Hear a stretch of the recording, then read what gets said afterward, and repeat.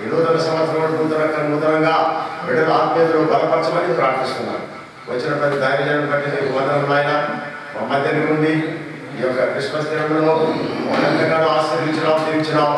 ఈ కొత్త సంవత్సరంలో మమ్మల్ని కొత్త కొత్త మార్గంలో నూతనమైనటువంటి ఉద్దేశం, నూతనమైనటువంటి తరాలు, నూతనమైన పరిచర్య నాయన నీకు స్తోత్రములు. పరిశుద్ధాత్మ కలిగిన పరిచర్యలో మేము ముందుకు సాగడానికి మాకు కృప చూపించమని మరొకసారి కూడా మధ్య కానీ పిలుపు కానీ దేవా ఇంకా ఈ విమర్శలందరినీ కూడా ఆయన కమిటీ విమర్శలందరూ కూడా జ్ఞాపకం చేసుకుంటుంది. ఇక మన అతని కమిటీ ఆయన సంవత్సరం అంతా ఆది వరకు లోటు కాకుండా ఆయన నడిపించడానికి మీరే జరిగించి మహిమ ఘనత ప్రభావం తెచ్చుకోమని దీవించి ఆశీర్వదించమని యేసుక్రీస్తు నామములో ప్రార్థించి పెట్టుకుంటున్నాడు మా గొప్ప పరలోకపు తండ్రి. చిన్న ప్రార్థన చేసుకొని బైబిల్ వెళ్దాం. చిన్న ప్రార్థన ఆరోగ్యంతో నిమిత్తమై ప్రార్థన నేను చేసుకుంటున్నాను. అందరూ ఏకీభవిద్దాం. ప్రేమ కృప కనికరం కలిగిన మా దేవుడైన ప్రభువా, నీకు స్తోత్రములు చెల్లిస్తున్నాము. మహనీయుడైన మా తండ్రి నీకు స్తోత్రములు చెల్లిస్తున్నాము. సోదరుడు మా తండ్రికి జీవనాన్ని ప్రార్థిస్తూ ఉంటున్నాను. ఆయన దర్శించండి అయ్యా. స్వస్థపరిచే దేవుడు మీరే మాత్రమే. కానీ మీకు పరిచయం ఉండగా ప్రభావ మీకు దోష స్వస్థం గురి అయ్యాడని పెట్టి ఉన్నానయ్యా.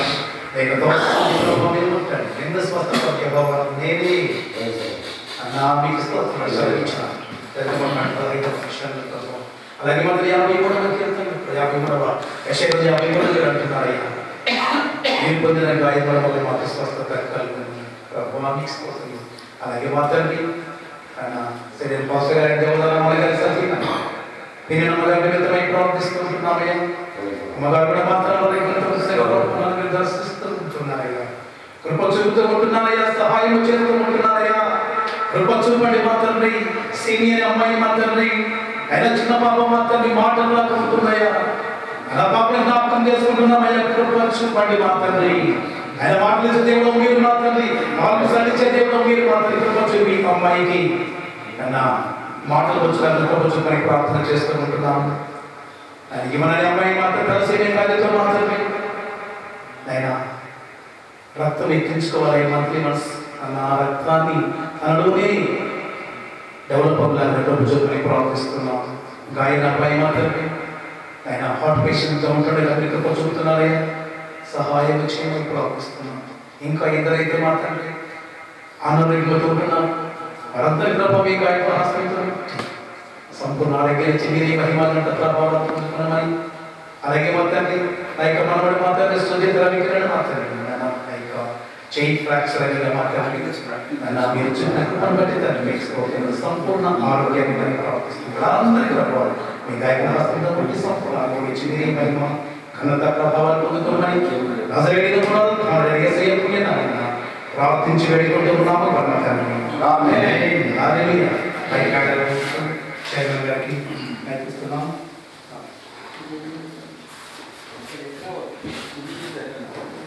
దేవునికి మహిమకరం గాక. అందరికీ క్రిస్మస్ శుభాకాంక్షలు తెలియజేస్తున్నాను. మీరు మీ కుటుంబాలు దేవుడు హల్లెలూయా హల్లెలూయా. దేవుని మహిమాత్రంగా ఆయనకి చెరుడు గాక. ఈ మధ్య కాల సర్వలు దేవతలు మన సతీమణి వీణమ్మ గారి యొక్క అస్వస్థగా ఉన్నప్పుడు దైవశక్తులంతా ప్రార్థన చేసిన రీతిగా మీరు సందేశం పొందడాలు అంత మాత్రమే కాదు. మన ప్రెసిడెంట్ గారు రావడం కూడా ఉదాయకము. ఆయన తప్పుడు ఆహ్వానిద్దాం. ప్రెసిడెంట్ గారిని ఆహ్వానిద్దాం. ప్లీజ్ కమ్ ఇక దయచేసి, ఎందుకంటే పాత సంవత్సరం గతించిపోతున్నది. ఈ చివరి దినాల్లో 20 గడిలో మనం ఉన్నాం. ఏది ఏమున్నానో మన ప్రభు మహిమాతపై వాడబడాలనే ఆశతో ఈ ప్రార్థనలు ఏర్పాటు చేస్తున్నామే కానీ మా యొక్క వృత్తి కోసమో, మా యొక్క ప్రేమ వృత్తి కోసమో, మా యొక్క చదువు కోసమో కాదు. కానీ ప్రార్థన అనేది చాలా అవసరమైనది. ప్రార్థన అనేది జీవితం వృతం. మనం ప్రార్థన ఇచ్చినప్పుడు మన జీవితం ఏపాటిది, మనం ఏ విధంగా ఉన్నాము, మన పరిస్థితులు ఎలా ఉన్నాయనే భావన కలిగి జీవించినట్టయితే నూతన సంవత్సరం గడక ముందు మనం జాగ్రత్త కలిగి నూతన సంవత్సరంలో కొత్త సిచ్యువేషన్గా పెట్టాలని ఆశిస్తున్నాను. ఎందుకంటే సమయం కూడా సద్వినియోగం చేసుకోలేకపోతున్నారు. చాలామంది సమయాన్ని సద్వినియోగం చేసుకోవాలి. ప్రతి వారం ఒకరిని అధ్యక్షుడిగా పెడతారు. ఇప్పటి నుంచి కనుక్కున్నాను. ప్రతి వారం ఒకరు అధ్యక్షుడిగా ఏర్పాటు చేస్తే అధ్యక్షుడు వారిని నడపాలా, అన్ని ఆ కార్యక్రమాలకు వాళ్ళు చూసుకోవాలా అనే భావన కలిగి ఉన్నాను. ఎందుకంటే అర్థమైన వాళ్ళకి ఇంట్రెస్ట్ వస్తుందేమనే తపన మన ఉంది. కాబట్టి ఆ విధంగా చేస్తారని విశ్వసిస్తున్నా. మా యొక్క మీడియా ఇన్ఛార్జ్ అయినటువంటి దేశం మాత్రం సాధన ఆహ్వానిస్తున్నారు. దయచేసి ఎందుకంటే అయితే ఈ యొక్క చివరి దినం 28వ తారీఖు ఈరోజు నూతన సంవత్సరం దగ్గరలో ఉన్నాం. మనం నూతన సృష్టి పొందాలంటే, నూతన చింతన కలిగి ఉండాలంటే మనం ఏ మహాత్మను బట్టి చీకటి నుంచి విలువైనటువంటి దేవుడికి మనం కృతజ్ఞత చెల్లించాలా. నూతన జీవితం పొందాలంటే ప్రార్థనే చాలా అవసరమైనది. కాబట్టి ప్రార్థన జీవితం ఎప్పుడైతే మనం కలిగి ఉంటే దేవుడు నిన్ను నన్ను మనందరినీ కాచి కాపాడుతాడు. దయచేసి మనం లేచి ఉన్నట్లయితే పట్టించుకొని పరిస్థితులకు వెళ్దాం.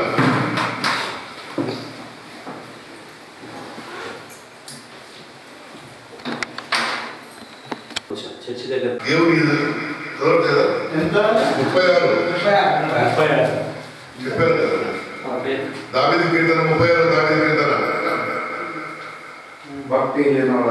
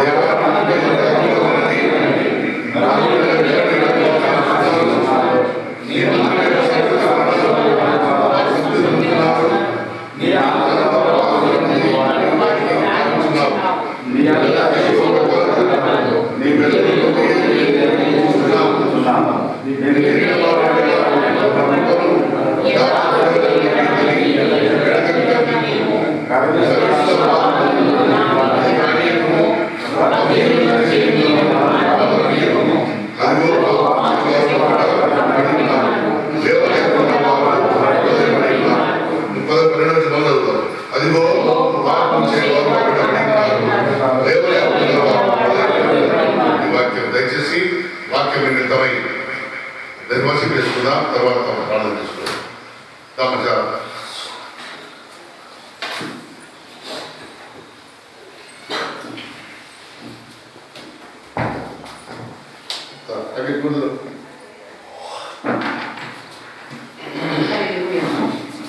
దయచేసి మనందరం కనిపిస్తున్నామండి. ఎందుకంటే 11 మాసాలు దేవుడు తన కృపలో జ్ఞాపకం చేసుకొని నూతన ఆయుష్ నూతన బలంతో దేవుడు మనల్ని నింపుతున్నందుకు దేవాది దేవుడికి స్తోత్రాలు చెల్లించుకుందాం. హల్లెలూయా హల్లెలూయా యేసయ్యా నీకు వందనాలు వందనాలు వందనాలు నాయనా ప్రభువా. రాజులకు రాజు ప్రభువులకు ప్రభు అయిన దేవా నీకే స్తోత్రాలు చెల్లించుకుందాం.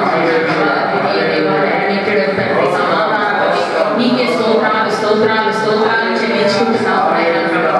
యేసయ్యా నీకే వందనాలు వందనాలు నాయనా ప్రభువా. ఇదిగో నీ సన్నిధానంలో ప్రభువా సమృద్ధి ఉంది నాయనా ప్రభువా.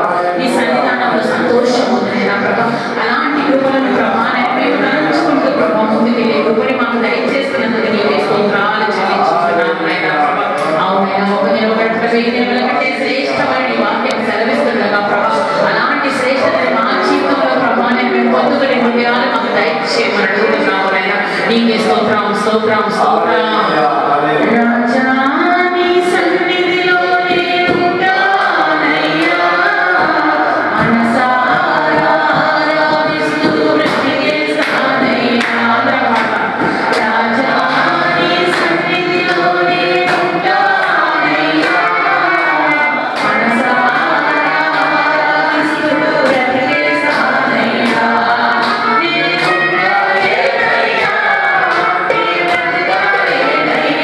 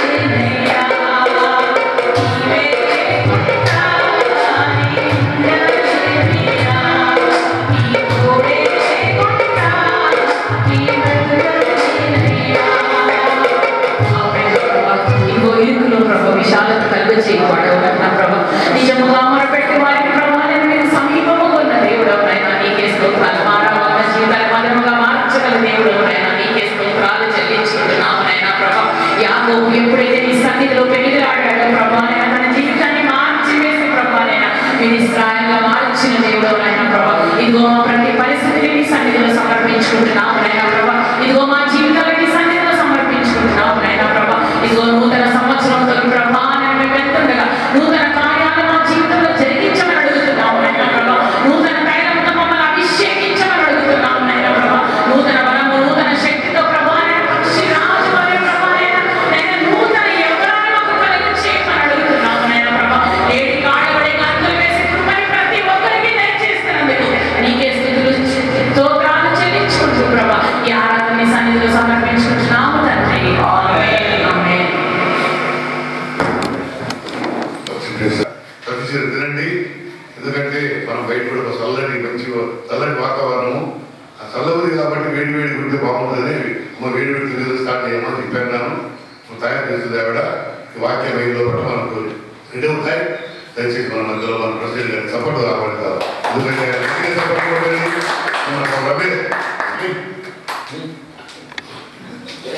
మా ప్రెసిడెంట్ గారు కత్తి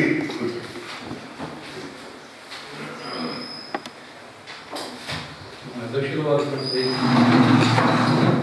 వెళ్ళిన దాకా ఉండాల్సి వస్తుంది.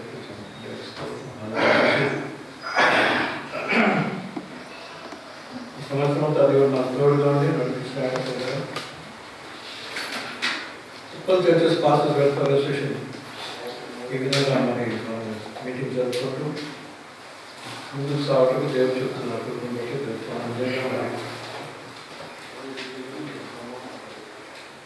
డాక్టర్ కింద బట్టి అంటే కష్టపడుతుంటాడు. ఈ బ్రేక్ఫాస్ట్ మీటింగ్ కూడా చక్కగా జరుగుతాయి కూడా దేవుడు చెప్తున్నప్పుడు బట్టి డిస్కస్ చేసినాం. Thank you very much. Christmas సమయంలో మనం ఉన్నాము. క్రిస్మస్ అంటే 25 అయిపోతే క్రిస్మస్ అని కాదు, అయిపోయినా కాదు, సీజన్ కదా, క్రిస్మస్ సీజన్ కదండి. మరి నవంబర్ నుండి క్రిస్మస్ సీజన్ స్టార్ట్ అవుతుంది. ఎప్పుడు జరుగుతుందంటే మరి జనవరి వరకు క్రిస్మస్ సీజన్ ఉంటుంది. మనం చూస్తాము రష్యాలో వాళ్ళకి ఇంకా క్రిస్మస్ కాలేదు, జనవరిలో మరి వాళ్ళు క్రిస్మస్ జరుపుకుంటారు. కనుక మరి క్రిస్మస్ అంటే మనకు చాలా సంతోషకరమైన సమయం కదండి. దేవుని స్తోత్రం, హల్లెలూయా. ఎందుకంటే ప్రభు మరి మన కొరకు వచ్చినాడు, దేవుడే మన కొరకు వచ్చినాడు కదండి. ఆ వాక్యమే శరీరధారియే మన మధ్యలోకి వచ్చి మన మధ్య నివసించాలని చెప్పేసి యోహాను భక్తుడు మరి రాస్తాడు కదండి. మన అధ్యాయంలో 14 వచ్చింది. హృదయకాలము మరి ప్రభు మన కొరకు వచ్చి మరి మనకు ఏమి ఇచ్చినాడో, ఎందుకు ఇచ్చినాడో ఆ విషయాన్ని మనం ఒకసారి జ్ఞాపకం చేసుకుందాం. యోహాను సువార్త 17వ అధ్యాయంలో మొదటి 3వ వచనం చదువుకుందాం. దయచేసి చేయండి. John chapter 17 verses 1, 2 and 3. యేసు ఈ మాటలు చెప్పి ఆకాశం వైపు కన్నులెత్తి ఇట్లా నేను, తండ్రి నా గడియ వచ్చి ఉన్నది, నీ కుమారుడు నిన్ను మహిమపరచునట్లు నీ కుమారుని మహిమపరచుము. నీవు నీ కుమారునికి ఇచ్చిన వారికి అందరికీ ఆయన నిత్య జీవం అనుగ్రహించినట్లు సర్వశరీరుల మీదను ఆయనకు అధికారం ఇచ్చితివి. అద్వితీయ సత్య దేవుడవైన నిన్ను పంపిన యేసుక్రీస్తును ఎదుటయే నిత్య జీవము. పరిశుద్ధుడా మహోన్నతుడా మా దేవాలయం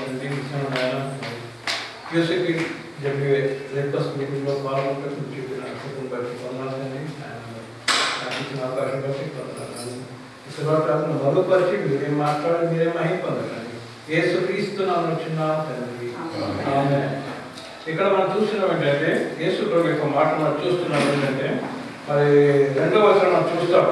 మరి నీవు నీ కుమారునికి ఇచ్చిన వారికి అందరికీ ఆయన నిత్య జీవము అనుభవించినట్లు సర్వ శరీరంలో మీదను ఆయనకు అధికారం ఇచ్చింది. అంటే యేసు ప్రభు ఎందుకు ఈ లోకంలో వచ్చినాడు అంటే why did Jesus Christ come into the world?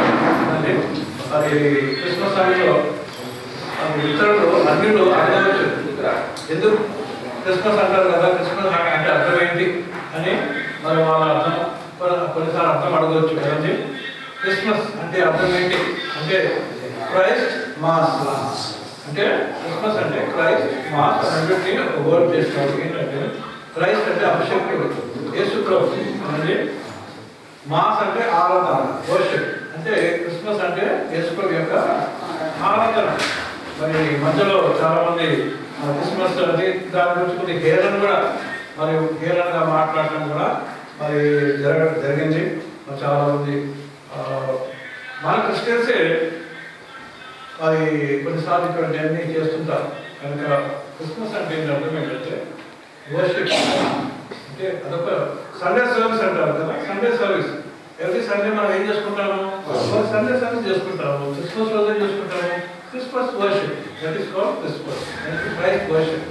కనుక దాని పెట్టాలి. యేసుప్రభు ఎందుకు వచ్చినాడంటే మరి మనకు నిత్య జీవం ఇవ్వడానికి. ఎందుకు మాట చెప్తానంటే కొన్నిసార్లు అందరూ అడుగుతుంటారు ఎందుకు, వాట్ ఈస్ క్రిస్మస్ అని అడుగుతారు. కనుక మనకి జవాబు ఉండాలి. అంతేకాకుండా మరి యేసుప్రభు ఎందుకు వచ్చినాడంటే మనం ఏం చెప్పాలి? కానీ పెద్దలుగా మనం చెప్పేస్తాం, పాస్టర్గా మనం చెప్పేస్తాం. కానీ చాలా మంది చర్చెస్లో వాళ్ళు చెప్పలేకపోతారు. ఎస్పెషలీ పిల్లలు చెప్పలేకపోతారు. ఎందుకంటే మరి మనం చాలా కష్టమైన సమయంలో మనం జీవిస్తున్నాం. ఎందుకంటే క్రైస్తవత్వం అంటే చాలా మందికి ఇంట్రెస్ట్ లేదు. క్రైస్తవత్వం అంటే ఏమైనా చేస్తుంటారు, లేకుండా చేయడం చేస్తారు. కానీ అది ఎవరి తరం కాదు కదండి. కనుక మరి యేసుప్రభు ఎందుకు వచ్చినా అంటే ఈ came to give us eternal life కదండి. ఈ came to give us eternal life. అదే చూస్తున్నాం, నిత్య జీవితం అనుభవించినట్లు. ప్రైజ్ ది లార్డ్, హల్లెలూయా. యేసుప్రభు ఎందుకు ఈ లోకానికి వచ్చినాడు? నిత్య జీవము అనుభవించినట్లు. అంటే నిత్య జీవం అంటే దాని అర్థం ఏంటంటే నిత్య జీవం అంటే జీవం ఆల్రెడీ ఉంది, నిత్య జీవం ఇవ్వడానికి వచ్చినాడు. ఈ లోకంలో పుట్టే వారందరికీ ఏముంది? జీవం ఉన్నది. మనము జీవం గలవారు కదండి. ప్రతి ఒక్కరు ఈ లోకంలో పుట్టిన వారందరూ జీవము గలవారు. నాకు జీవం ఉంది కనుకనే నేను నిలబడి మాట్లాడుతున్నాను. మనకందరికీ జీవం ఉంది కనుకనే మనము మన ఇళ్ళ నుంచి ఇక్కడికి వచ్చినాం కదండి, నడుచుకుంటూ వచ్చినాం, మాట్లాడుతున్నాం, పాటలు పాడుతున్నాం, దేవుని స్తుతిస్తున్నాం. ఎందుకు? మనకి జీవం ఉన్నది కనుక ఈ లోకంలో ప్రతి ఒక్కరు వారు పనులు చేసుకుంటారు. అయితే నరుని ఆయువు 70 సంవత్సరాలు అధికం ఉంటే 70 సంవత్సరాలు చెప్పేసి మనం చూస్తుంటాం కదండి. అయితే దేవుడు మనకి ఒక పరిమితి పెట్టాడు. ఏంటంటే మనము 70 సంవత్సరాలు జీవించాలని, లేక 80 సంవత్సరాలు జీవించాలని, లేక మనం అంతకుముందు చూసినట్టు 120 సంవత్సరాలు జీవించాలని. ఈ విధంగా పరిమితి మనకు ఉండదు కదండి. మనం ఎంతకాలం జీవించాం కనుక దేవుని పిల్లలా మరి ఇంకా మనం చూస్తున్న కొన్ని దేశాల్లో మరి 114 years బతికిన వాళ్ళు ఉన్నారు, బతికి ఉన్న వాళ్ళు ఉన్నారు కదండి, ఉన్నారు. 114 years 110 years మరి జీవిస్తున్న వాళ్ళు ఉన్నారు. ఆ తర్వాత ఏమైందో వాళ్ళు చనిపోతారు కదండి. మనము 120 సంవత్సరాలు బతికిన కూడా ఆ తర్వాత ఇంకా మనము ఎవర్ లాస్టింగ్ గా మనం జీవించాం. అయితే ఇది శరీరం. దేని గురించి అమ్మ చెప్పండి, మనం మాట్లాడేది ఇప్పుడు శరీరము. ఈ శరీరము మరి మత్యమైనది, పరిశ్రమ పాడయ్యే శరీరం ఇది. ఈ శరీరము మరి పాడైపోతుంది కదండి. మనం చనిపోగానే మనం చూస్తుంటాము. మరి చనిపోయే మనం బతుకున్నంత కాలము బ్రదర్ సిస్టర్ చెప్తారు, పాస్టర్ చెప్తారు, పేరు పెట్టి పిలుస్తారు. మరి ఆ తర్వాత చనిపోయిన తర్వాత ఏమిటంటే నెక్స్ట్ చనిపోయిన next second day next minute ఏమంటారు? డెడ్ బాడీ అంటారు. ఏమంటారు? డెడ్ బాడీ ఎక్కడ ఉంది? డెడ్ బాడీ ఇచ్చిందా అని చెప్పి అంటారు. ఆ బ్రదర్ వచ్చిందా అన్నారు ఇంకా కదండి. కనుక ఆ లైఫ్ మనకి లిమిటెడ్ లైఫ్ ఉన్నది. అయితే యేసుప్రభు ఎందుకు వచ్చినా అంటే మనకి నిత్య జీవం ఇవ్వడానికి వచ్చినాడు. ప్రైజ్ ది లార్డ్, హల్లెలూయా. అంటే దాని అర్థం ఏంటంటే మన ఆత్మ, శరీరం అయిపోయింది. ఇప్పుడు నెక్స్ట్ మనం దేవుని విషయం మాట్లాడుతున్నామంటే ఆత్మ గురించి మాట్లాడుతున్నాము. ఆత్మ అది ఎన్నటికీ చనిపోదు. ఆత్మ ఎన్నటికీ చనిపోదు. ఆ spirit will never die. Spirit will live for ever and ever. కనుక ఈ స్పిరిట్ మనకున్న స్పిరిట్, ప్రతి ఒక్కరికి స్పిరిట్ ఉంది, ఆత్మ ఉన్నది. ఆత్మను కాపాడుకోవాలి. ఎందుకంటే ఈ 70 సంవత్సరాలు 80 సంవత్సరాలు లోకంలో జీవించిన తర్వాత మరి ఆ తర్వాత మన ఆత్మ ఎక్కడికి వెళ్ళిపోతుంది చెప్పండి? పరలోక రాజ్యం వెళ్ళిపోతుంది, అంటే పరదేశం వెళ్ళిపోతుంది. అక్కడి నుంచి తర్వాత మరి పరలోక రాజ్యానికి మనం ట్రాన్స్ఫర్ అవుతాం కదండి. అదంతా వేరే ఇష్యూ. అయితే దాని కూడా ఏం చూస్తున్నామంటే మరి మన ఆత్మ పరలోకములో నిత్యం ఆయనతో జీవించాలని యేసయ్య యొక్క ఉద్దేశము. Praise the Lord. హల్లెలూయా. ఎప్పుడు కోల్పోయినాం ఇది? ఆదాము అవ్వలు మరి దేవుని మాటను అంతే మరి వినకుండా సాతాను మాటను ఎప్పుడైతే విన్నారో అప్పటి నుంచి ఆ పతనము స్టార్ట్ అయింది. కానీ యేసు ప్రభు ఏం చేసినాడంటే శిలువ మీద మరణంలో ఓడించున్నాడు కదండి, సాతాను ఓడించాడు. కనుక దేవుని పిల్లలారా మనం చూస్తాం యేసు ప్రభు ఏమన్నాడంటే యోహాను సువార్త 14వ అధ్యాయం ఏమంటే, నేను వెళ్ళి నీ ఒక స్థలము సిద్ధపరిచి వస్తాను, ఎందుకంటే నేను ఎక్కడ ఉంటానో మీరు కూడా అక్కడ. ఎంత ప్రేమ కదండి కదా. ఒక తండ్రికి ఏముంటుందంటే తన పిల్లలు ఎప్పుడు దగ్గర ఉండాలని చెప్తూ ఉంటారు కదా. ఒక తల్లికి మరి ఎప్పుడు నా దగ్గర ఉండాలా అని ఆశ ఉంటుంది కదండి. అంటే వాళ్ళ పిల్లలు వాళ్ళ దగ్గర వచ్చిన తర్వాత వాళ్ళ సొంతంగా వాళ్ళు వెళ్ళిపోతుంటారు, ఎందుకంటే ఎవరి కుటుంబం వాళ్ళది కదా. కనుక దేవుడు ఏం చూస్తున్నామండి. కానీ యేసు ఏమంటున్నాడు, ఈ 70 years 8 years జీవించిన తర్వాత ఆ తర్వాత నిత్యము మీరు నా దగ్గర ఉండాలి. Praise the Lord. హల్లెలూయా. నిత్యము ఇటర్నిటీలో మనం గమనిస్తే ఈ 70 years 8 years or whatever it 100 years. మా అమ్మగారు ఉన్నారు, నౌ షీ ఇస్ 92 years. మా అమ్మ ఇంకా జీవిస్తుంది దేవుని కృపను బట్టి. కనుక నేను అదే చెప్తున్నాను, ఏంటంటే కొంతమంది కొద్దిగా ఎక్కువ సంవత్సరాలు జీవిస్తుంటారు. అయితే ఈ ఇటర్నిటీకి కంపేర్ చేసుకుంటే మనం జీవించే 70, 80, 90 సంవత్సరాలు ఏంటమ్మా, it is very small dot అన్నమాట. ఒక పెద్ద పేపర్ మీద ఒక పెన్ తీసుకొని చుక్క పెడితే ఎట్లుంటుంది కదండి. ఒక పెద్ద లైన్ ఉంది, ఆ లైన్ మీద ఒక చిన్న పెన్ తీసుకొని చుక్క పెడితే మన జీవితం ఇటర్నిటీ అంటే ఎంతో ఉన్నది కదండి. కనుక తెలుగులారా ఆ ఇటర్నిటీ, ఆ నిత్య జీవితంలో మనం ఉండాలని, ఆయనతో ఉండాలని, ఆయనతో నిరంతరం మనం ఉండాలని యేసయ్య యొక్క తపన, ఆశ, ప్రేమ, కనికరం కదండి. నేను ఎక్కడుంటాను మీరు కూడా అక్కడనే ఉండాలని కదండి. కనుకనే యేసు ప్రభు మన రక్షకుడు కదండి, పరలోకాన్ని వదిలిపెట్టి ఎన్నో శ్రమలు పొంది మన కొరకు తాను ఇంకో మాట యేసు ఎందుకు వచ్చినాడంటే పాపము నిర్మూలన చేయడానికి వచ్చినాడు కదండి. పాపము కొరకు బలియాగముగా తన శరీరమే మరి ఇవ్వడానికి వచ్చినాడు. అది చాలా ప్రాముఖ్యమైనది కదండి. యేసు ఎందుకు వచ్చినాడు? టు గివ్ హిస్ లైఫ్ కదండి. ఆయన ప్రాణము మరి ఒకప్పుడు మనం చూస్తాం కదా, పాత నిబంధనలు ఏ విధంగా ఎప్పుడు పత్రికలు చాలా చూస్తాం, చాలా వివరంగా మనం చూస్తాం. ఏంటంటే అంటే పాత నిబంధనలు మనం చూస్తాం ధర్మశాస్త్రంలో ఏ విధంగా మనకి పాపము చేసిన వ్యక్తి ఏం చేస్తాడమ్మా, ఆ గొర్రెను తెచ్చి ఆ మంత్రం దగ్గర నిలబడి గొర్రె మీద చేపెట్టినప్పుడు ఆయన పాపములు గొర్రె మీద ఏమవుతాయి, ట్రాన్స్ఫర్ అయిపోతాయి. ఆ తర్వాత గొర్రెను సంహరిస్తారు, ఈయన పాపములు క్షమించబడతాయి. అయితే మనుషులు ఏం చేస్తున్నారు, అదొక అలవాటు చెప్పున అయిపోయింది. ప్రతి సంవత్సరం యెరూషలేముకి వచ్చి ఏం చేస్తున్నారు, మరి ఈ విధంగా పాపం చేస్తున్నారు, మళ్ళీ వాళ్ళు గొర్రెను అర్పిస్తున్నారు, ముందుకుంటున్నారు, తిరిగి వెళ్తున్నారు.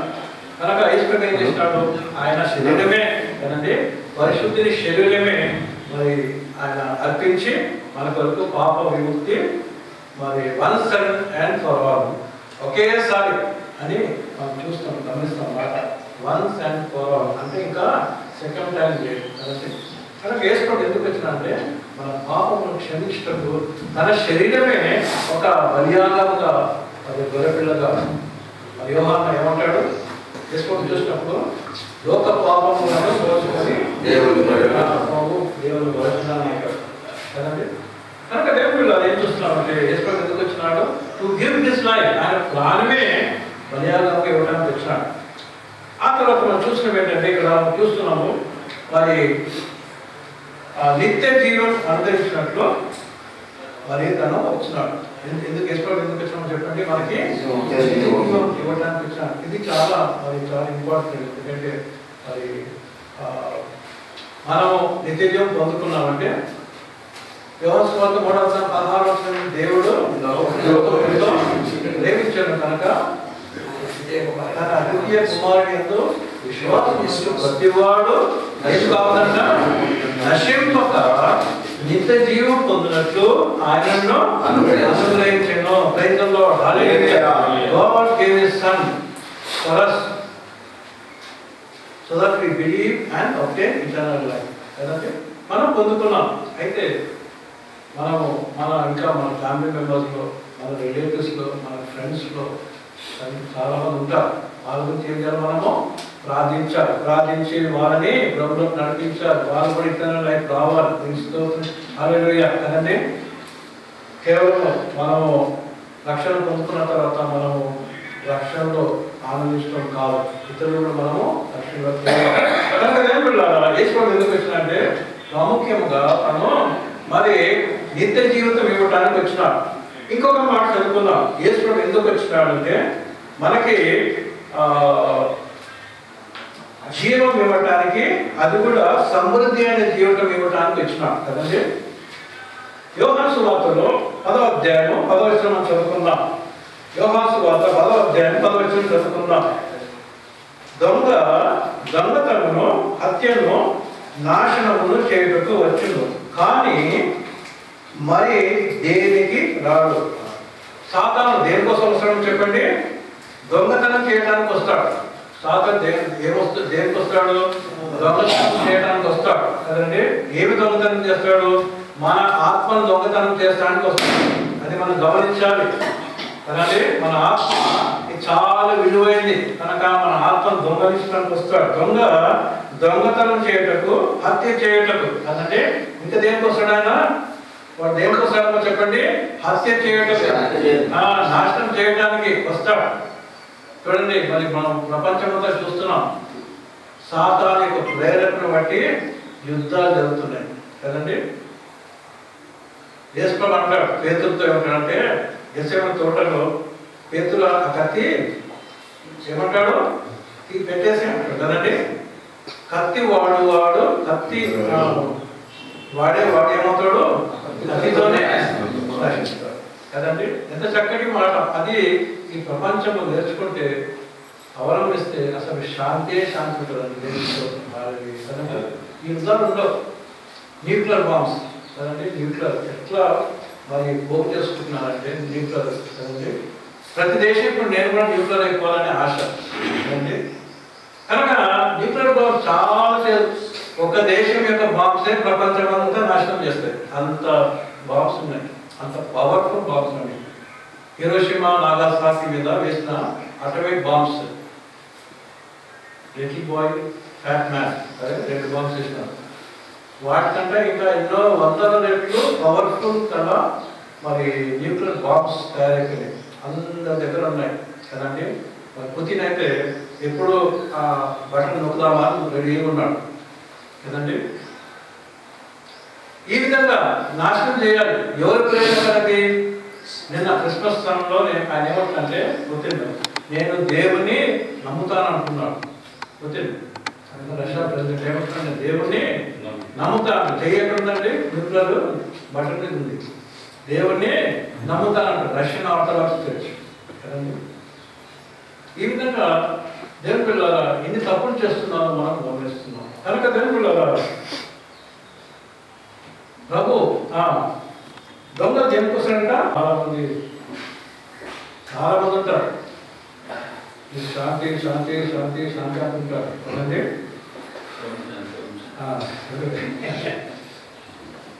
శాంతి శాంతి అని చెప్పి అంటుంటారు, కానీ శాంతి ఇచ్చేది వాళ్ళు చెప్పండి చక్కగా చెప్తున్నాడు కదా. శాంతిని మీకు అనుగ్రహించున్నాను, లోకం అనుగ్రహించినట్లు కావాలి. అంటే లోకం అనుగ్రహించే శాంతి వేరే కదండి. లోకం అనుగ్రహించే శాంతి వేరే, కానీ యేసయ్య అనుగ్రహించే శాంతి ఎల్లప్పుడూ ఉంటుంది.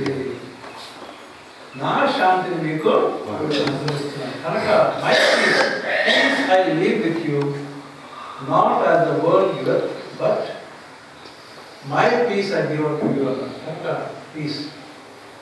కనుక ఈ క్రిస్మస్ సమయంలో దేవుని పిల్లరా, ఈ చివరి శనివారం కదండి, చివరి శనివారం, రేపు చివరి ఆదివారం సంవత్సరంలో మరి యేసుడు ఈ లోకానికి వచ్చినాడు. మరి ఆయన ఇచ్చేవి మనము పొందుకున్నామా? ఎక్కడ లేని మనలో ఉందా? యెహోవా నా కాపరి, నాకు లేమి కలగదు. మన జీవితం జీవితంలో ఏమి కలగదు, కానీ మనం ఏమి చేసుకోవాలి. అది మనము గమనించుకొని జీవితంలో మరి నిత్య జీవితం ప్రభు ఎందుకు వచ్చాడంటే మనకి నిత్య జీవితం ఇవ్వడానికి, అంతేకాకుండా సమృద్ధి అనే జీవితాన్ని ఇవ్వడానికి, మరి శాంతి సమాధానం ఇవ్వడానికి వచ్చాడు. ఇంకా చాలా ఉన్నాయి కదండి, అవన్నీ మనం కనుక ఈ విషయాలు మన జీవితంలో జ్ఞాపకం చేసుకుందాం. మరి ఇవి మన జీవితంలో ఉండాలి కదండి. అంతేకాకుండా మన సంఘాలు మనం చెప్పాలి, మన బంధువుల దగ్గర మనం ఉన్నప్పుడు చెప్పాలి, మన ఫ్రెండ్స్ దగ్గర కూడా చెప్పాలి, అవకాశం దొరికినప్పుడు మనము చెప్పాలి. యేసు ఎందుకు వచ్చినారంటే give us eternal life, and to give us abundant life, and to give us peaceless world. కదండి.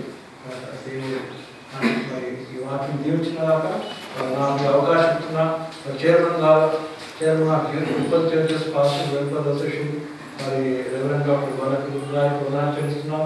అదేవిధంగా యూసీపీ కమిటీ వాళ్ళందరూ వందనాలు చెల్లిస్తున్నారు. అదేవిధంగా మరి మీ అందరూ కూడా నా వందనాలు. Thank you very much. Keep praying for me and my wife and my sons family and my daughters family. అందరికీ may God bless you abundantly in the new year also.